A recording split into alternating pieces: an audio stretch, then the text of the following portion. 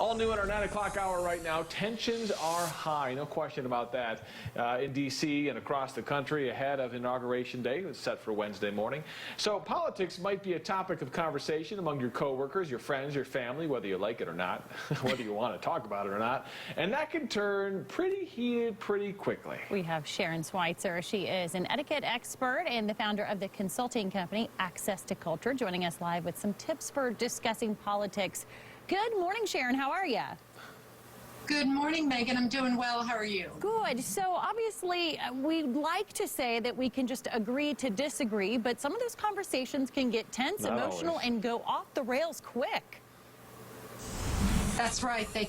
And it can happen quick before you even know it. So one of the best things you can do is be respectful in these conversations and know your audience, because with this time of changing and shifting alliances, sometimes people who you thought were blue have turned red, and vice versa. They were voting one way and they've skipped across the aisle and they've changed allegiances. So it's very important to be respectful, and it's important to know your audience before you voice your opinion. Sometimes silence is the best ally you can have. Well, yeah, and Sharon, what if somebody tries to bring up politics and you just don't think it's worth it to go there? Is there a polite way, an etiquette way to turn that conversation off? Yes, Kirk, there is. One of the things you can do, and we find this a lot with people, it happens in the workplace where your boss or your supervisor comes up and they ask you, what are your thoughts? Are you going to watch the inauguration? Yeah. Where are you on everything that's happened in the past week? And you really don't want to share your thoughts because this person controls your paycheck and you're not sure. Right.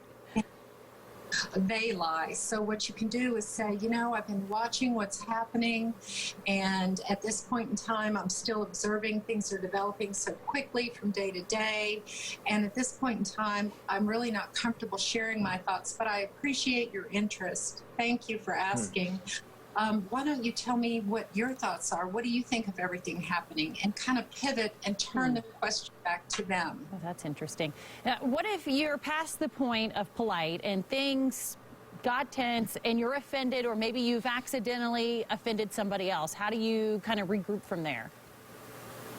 Well, sometimes you have to reconcile conflicting beliefs. And when that happens, the best thing you can do is say, I really appreciate your point of view, or thank you for sharing your thoughts. And then go to something that person is very passionate about, maybe a sports or a recent team or a recent game, and ask them if they watched the game, especially if their team won. Then you can talk about that, or ask them about their pet, or maybe the recent hike in the mountains, something that they feel passionate about, and see if you can pivot the conversation to something that they will enjoy talking about and get off a topic of politics altogether. Yeah. I feel like you can always pull an audible and say, so, how about the weather? But I mean, sometimes, and don't you think sometimes in and of itself, changing the conversation just kind of makes it clear, I don't really want to talk about this. And that's okay, right?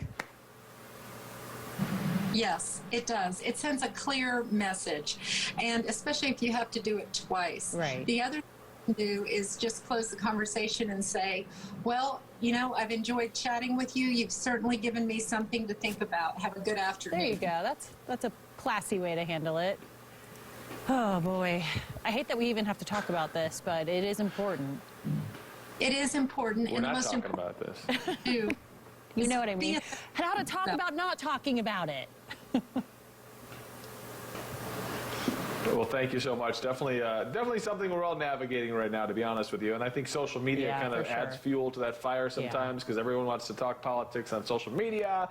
Anyways, it's this swirling thing we're dealing with. So thank you so much. Thank you. Great advice. We appreciate your insight, your advice, and definitely helpful.